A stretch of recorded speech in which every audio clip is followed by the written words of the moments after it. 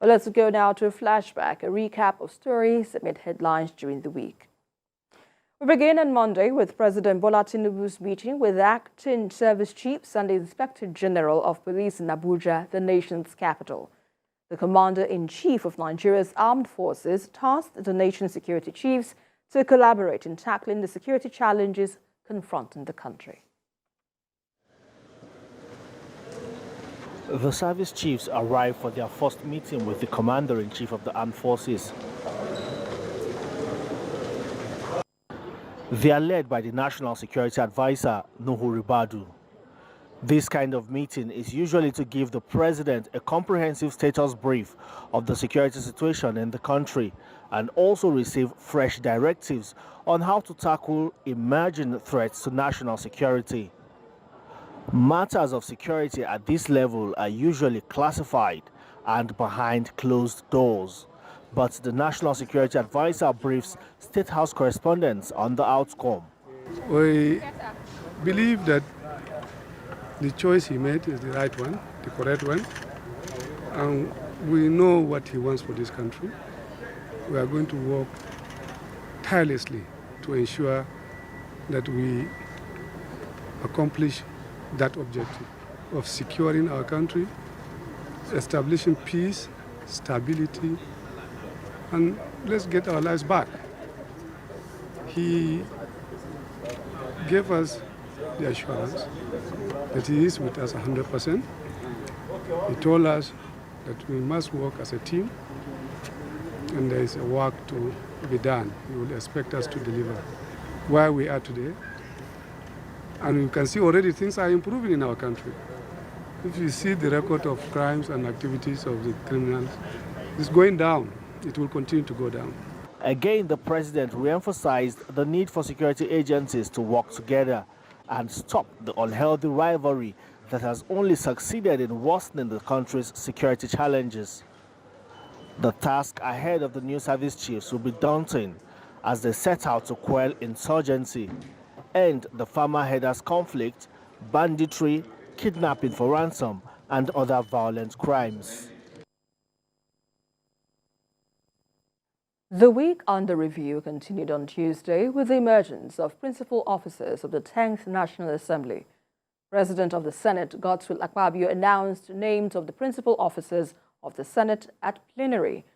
They were Okwayemi Bamidele from Ekiti Central, Senate Leader, Dave Umahi from Ebonyi South, Senate Deputy Leader, Ali Ndume, Borno South, Senate Chief Whip, Lola Ashiru, Kwara South, Senate Deputy Chief Whip. And shortly after a 10-minute executive session, names of the minority leadership were announced. There were Simon Macron, Minority Leader, PDP Plateau North, Oyewumi Olalere, Deputy Minority Leader, PDP Osun West, Darlington Nwokocha, Minority Whip, Labour Party, Abia Central, Rufai Hanga, Deputy Minority Whip, NNPP, Kano Central. And at the House of Representatives, the Speaker, Tajuddin Abbas, also announced names of principal officers: Julius Ihonvere, House Majority Leader, Halims Abdullahi, Deputy Majority Leader, Bello Kumo, Chief Whip, Adeomi Ononuga, Deputy Chief Whip. Mr. Abbas also read a letter from the Minority Caucus which detailed the names of the principal officers: Kingsley Chinda of the PDP as Minority Leader, Aliyu Madaki of the NNPP Deputy Minority Leader, Ali Isa of the PDP Minority Whip, and George Ozodinobi of the Labour Party as the Deputy Minority Whip.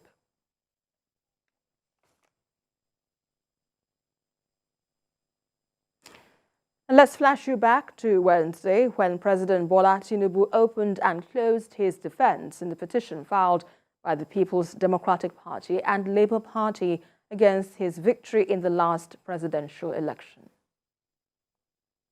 Parts of the documents tendered by the president through his counsel proves that Peter Obi has a case of double nomination. Mr. Obi purportedly resigned his membership from the People's Democratic Party on 26 May 2022 to join the Labour Party on 27 May 2022. The Labour Party conducted its presidential primary election on 30th May 2022, which produced Mr. Obi as the candidate it intended to sponsor in the general election. Mr. Obi, as at 30th April 2022, was still a member of the PDP, and his name was not in the register of members submitted by Labour Party to INEC. After tendering the documents, the president subsequently called the Senate Majority Leader, Senator Michael Bamidele, to his defense. Senator Bamidele told the court that President Bola Ahmed Tinubu does not need to secure 25% of votes cast in the FCT to be declared winner of the February 25th election. Under cross-examination, he noted that although Abuja is the federal capital of Nigeria, it has no special status other than that. When asked if the committee report on the location of FCT recommends a specialty for FCT as a symbol of unity, he maintained that other state capitals such as Kano, Ibadan, Enugu, and others are also centers of unity. He noted that 10,929 votes were deducted from the APC vote in Kano State. Under re-examination by counsel to the APC, the witness agreed that there cannot be a conviction without a charge, trial or indictment, and there are documents before the court that gave President Tinubu a clean bill of health as far as an indictment of criminal record in the US is concerned.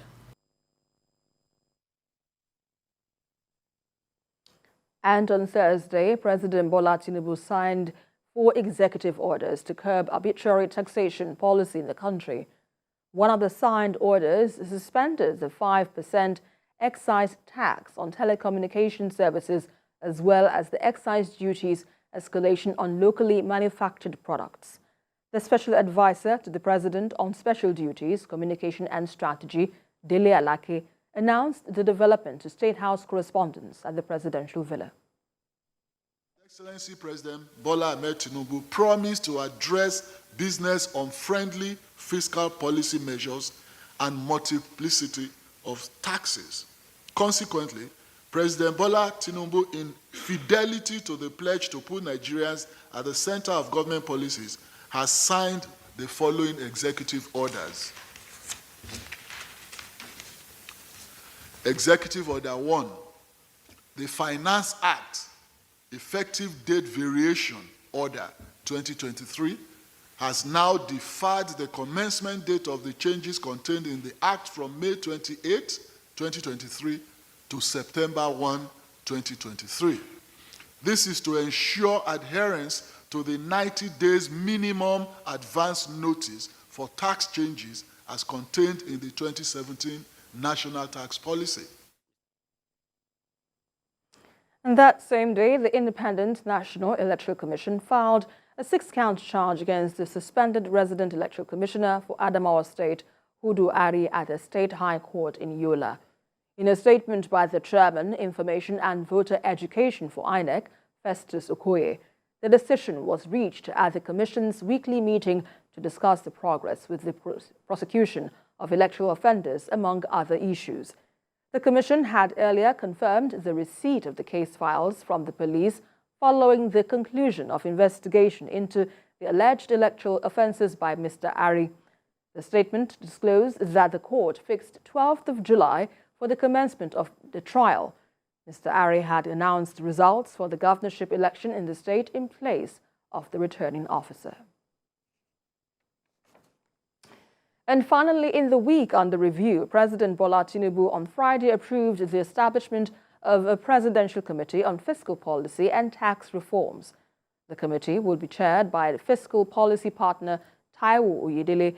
Special advisor to the president on revenue, Zach Adilabu, explained that President Tinubu recognized the importance of a sound fiscal policy environment and an effective taxation system for the functioning of government and the economy. The committee's primary objective was to enhance revenue collection efficiency, ensure transparent reporting, and promote the effective utilization of tax and other revenues. And with that, it's a wrap on the news at 10 tonight, which also featured Flashback, a recap of stories that made headlines during the week. Many thanks for watching. On behalf of the team, have a pleasant night rest.